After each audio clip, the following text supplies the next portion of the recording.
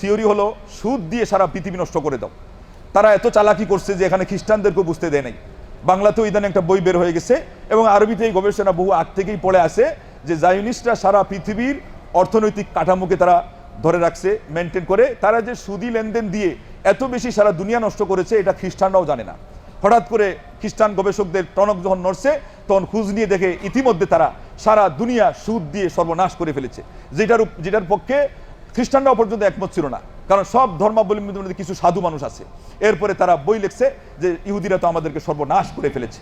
মোট কথা তারা এখন এই যে ক্রিপ্টো কারেন্সি যেটা শুনেছেন না, এটা হলো ওদের প্রোডাক্ট, ইহুদিদের প্রোডাক্ট। এটা দিয়ে সারা পৃথিবী তারা এখন পরিচালনা করার চেষ্টা করছে। বর্তমানে 2 ডজন দেশ এর ঊর্ধ্বে এটা তারা ব্যবহার করে ক্রিপ্টো কারেন্সি। এটা দিয়ে তারা ব্যবসা মেনটেন করে। কিন্তু যেই দেশগুলোতে এটা এখনো আসে নাই, অনেক লোক সেটা জানেও না যে কিভাবে এটার লেনদেন হবে, কিভাবে না হবে। তো মোট কথা সন্দেহ থাকা পর্যন্ত এবং এটার ব্যবহার ব্যাপক হওয়া পর্যন্ত ক্রিপ্টো কারেন্সির কোনো ব্যবসাতে আমরা আপনাদেরকে ইনভলভ হতে নিষেধ করছি, মানা করছি। এখন পর্যন্ত আলহামদুলিল্লাহ আমরা বাস্তবে যে নোট দেখছি, নোটের লেনদেন দেখতে পাচ্ছি, আরও কিছু সিস্টেম আছে ডিজিটাল সিস্টেম আসা সহ এগুলো যেটা ব্যবহার হচ্ছে, যেটার মোটামুটি একটা আগাগুলো আপনি জানেন, সেগুলোর মধ্যে আপনি থাকবেন, সুস্পষ্ট লেনদেনের মধ্যে থাকবেন। কারণ হাদিসেই বলা আছে কিছু জিনিস অস্পষ্ট, কিছু জিনিস হালাল সুস্পষ্ট, কিছু হারাম হওয়া সুস্পষ্ট, আর এই দুইয়ের মধ্যে কিছু আছে অস্পষ্ট। এটাকে ছাড়ার কথা আল্লাহ নবী সাল্লাল্লাহু আলাইহি ওয়াসাল্লাম আমাদেরকে বলেছেন। কেননা এটা যদি ছেড়ে দেন তাহলে আপনার দিনও রক্ষা পাবে, আপনার মান সম্মানও রক্ষা পাবে। কিন্তু তারা এমনভাবে এগিয়ে যাচ্ছে যে এক পর্যায়ে তাদের এই সমস্ত ফাঁদে সারা বিশ্বকে তারা নিয়ে যেতে চাচ্ছে। এবং তাদের থিওরি হলো এখানে এটাই যে তারা হলো সাদা চামড়ার মানুষের মোকাবেলায় এবং ইহুদিদের মোকাবেলায় সারা পৃথিবীর সকল অন্য বর্ণের মানুষকে, ইহুদি ছাড়া অন্যান্য ধর্মের মানুষকে তারা মনে করে এরা হলো দাস আর ওরা হলো মনিব। তারাই শুধুমাত্র সারা দুনিয়ার যত নিয়ামত আছে এগুলো ভোগ করবে আর এরা এগুলো থেকে বঞ্চিত থাকবে। এক পর্যায়ে তারা চায় যে সারা দুনিয়াটা তাদের হাতেই পরিচালিত হবে। অন্য যত ধর্মাবলম্বী আছে, অন্য বর্ণের যত মানুষ আছে, এরা তাদের দাস হিসাবে যদি থাকতে চায় তাহলে থাকবে, তা না হলে এদের এই দুনিয়াতে থাকারই কোনো অধিকার নাই। আচ্ছা, তাহলে আজান হোক, তারপরে আমরা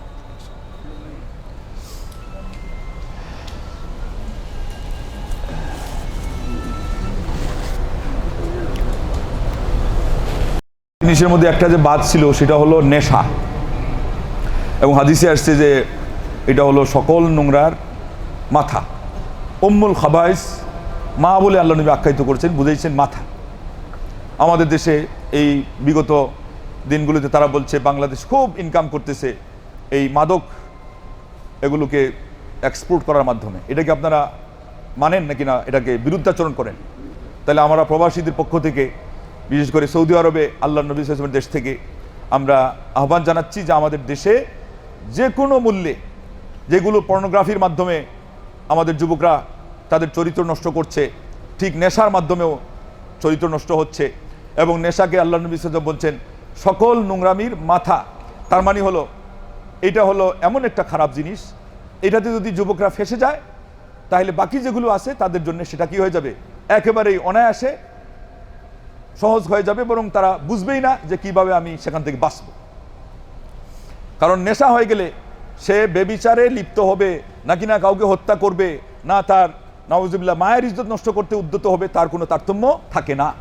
আর আজকে সেটাকে লাইসেন্স দিয়ে যদি চালানো হয় যে কোনো দেশে, এই দেশ কি কোনো দিন নিরাপদ থাকবে? না আল্লাহর পক্ষ থেকে এই দেশ সাহায্যপ্রাপ্ত হবে? কশ্চিন কালেও না। তাহলে সুদী লেনদেনের উপরে আল্লাহ পাক চ্যালেঞ্জ ঘোষণা করেছেন, বকেয়া সুদ না ছাড়লে। নেশার উপরে আপনারা শুনলেন আল্লাহ নবী সাল্লাল্লাহু আলাইহি ওয়াসাল্লাম সকল নোংরামির মূল বলেছেন। আর নারী কেলেঙ্কারিকে আল্লাহ নবী সাল্লাল্লাহু আলাইহি ওয়াসাল্লাম কি বলছেন যে বনী ইসরায়েলের মধ্যে সবচেয়ে বড় যে ফিতনা এবং প্রথম ফিতনা ছিল এটা নারী কেলেঙ্কারি। আর আমার উম্মতের জন্য আমি বলছেন, এই শব্দ দিয়ে বলছেন, এই অপেক্ষা এত ক্ষতিকর আর কোনো ফিতনা ছেড়ে যাচ্ছি না যেটা হলো মহিলাদের মাধ্যমে হয়ে থাকে। আর এটা কখন হবে? যখন আমরা বেপর্দাপনাকে সহজ করে দিব, আমরা যখন এই মিশ্রিত ব্যবস্থাপনা শিক্ষা ব্যবস্থায় হোক অথবা আমাদের যে কোনো সামাজিক কাজে হোক, যে কোনো কাজে যেটা মিক্সিং পরিবেশ আপনারা বলেন, এটা কশ্চিনকালও ইসলামে গ্রহণযোগ্য না। সেজন্য আমাদের শিক্ষা প্রতিষ্ঠানগুলোকে সেপারেট করতে হবে।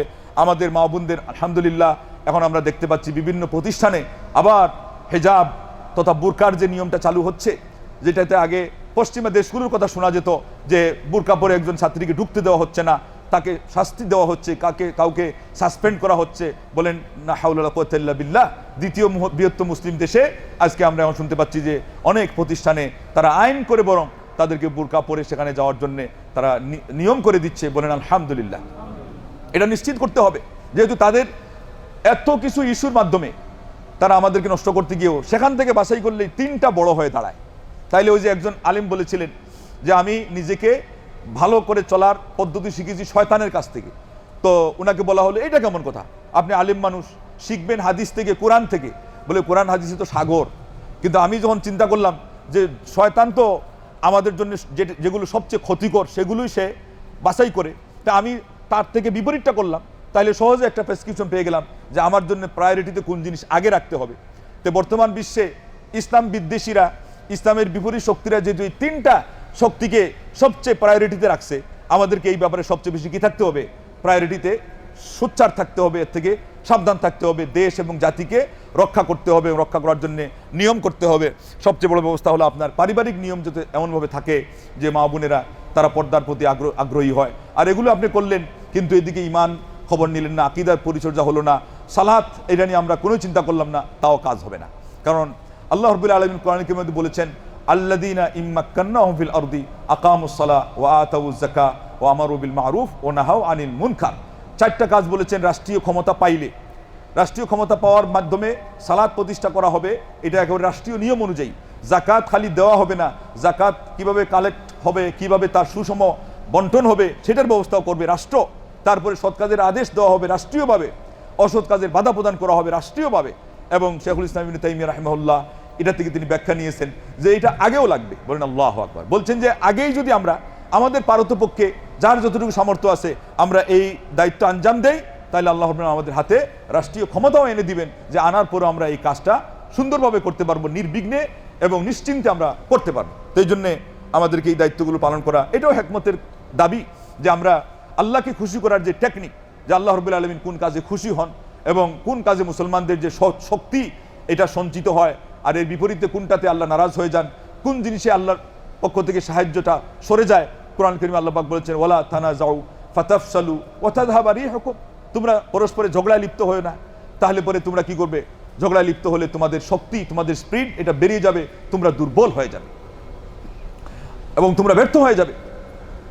এর বিপরীতে আবার এক জায়গায় আল্লাহ বলছেন ওয়ালা তাহিনু ওয়ালা তাহজানু ওয়া আনতুম আ'লাউনা ইন কুনতুম মুমিনিন, তোমরা হীনবল হয়ে না, চিন্তাগ্রস্ত হয়ে না, তোমরাই বিজয়ী হবে যদি তোমরা মুমিন হয়ে থাকো। তো এই জন্যে আমরা যদি আল্লাহর সন্তুষ্টির পথ ধরে চলি, ইসলামে আমাদেরকে যেভাবে চলতে বলেছে, আমাদের জীবন প্রবাহ এইভাবে আমরা পরিচালিত করি, দেখবেন যে আল্লাহর পক্ষ থেকে আমাদের সাহায্য আরও বাড়বে, আমাদের নিরাপত্তা আরও নিশ্চিত হবে।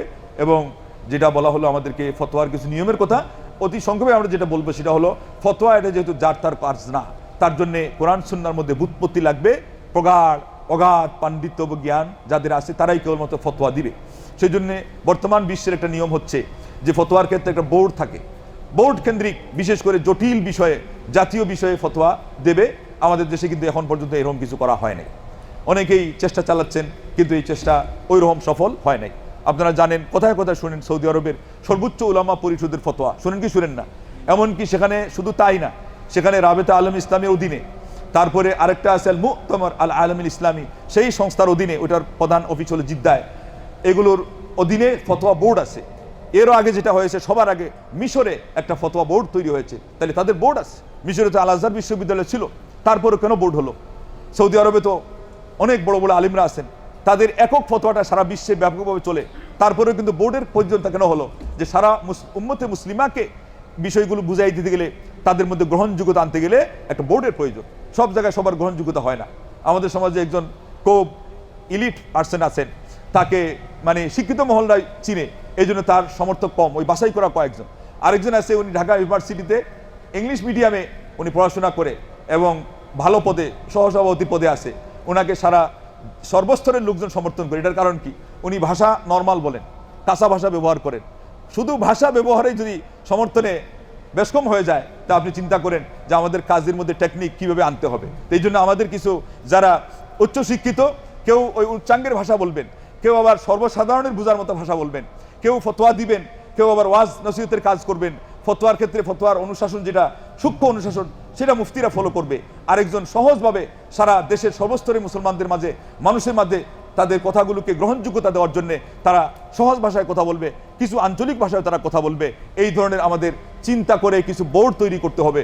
ফতোয়া বোর্ড খালি হলে হবে না, ইসলামী গবেষণা বোর্ড আরেকটা লাগবে। মুসলমানদের মধ্যে জাগরণ তৈরি করতে গেলে, ইসলামী অনুভূতি ধরে রাখতে গেলে, এমনকি তাদের ভিতরে আরো বেশি ধর্মীয় অনুভূতি নিয়ে আসতে গেলে আমাদের এইরকম কিছু আরো প্রতিষ্ঠান তৈরি করা লাগবে, যেই প্রতিষ্ঠানগুলো আমাদের মানুষকে সেবা দিবে।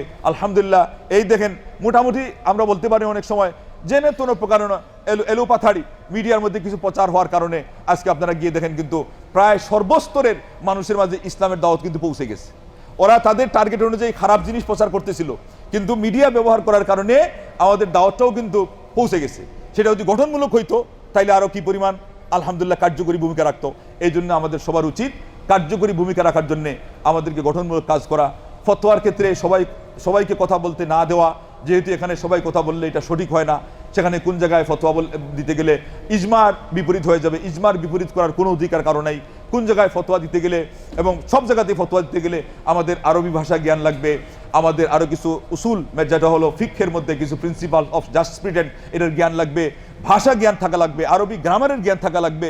আমাদের অনেকের এমন অবস্থা যে জেরের জায়গায় পেশের জায়গায় জবর যদি কেউ দিয়ে বসে ওই ইয়েতে বাংলা বইগুলোর মধ্যে, তাইলে কিন্তু সে দেখবেন যে একটা আয়াত পড়তেও ভুল করবে, হাদিস তো হাদিস, আয়াত পড়তেই ভুল করে ফেলাইবে। সেই জায়গায় দেখা যায় সবাই ফতোয়া দিচ্ছে, এটা কিন্তু হবে না। তো এই জন্যে আমাদের উচিত ইসলামকে মানুষের মধ্যে আরো বেশি গ্রহণযোগ্যতা দেওয়ার জন্য আরো ত্যাগী হওয়া।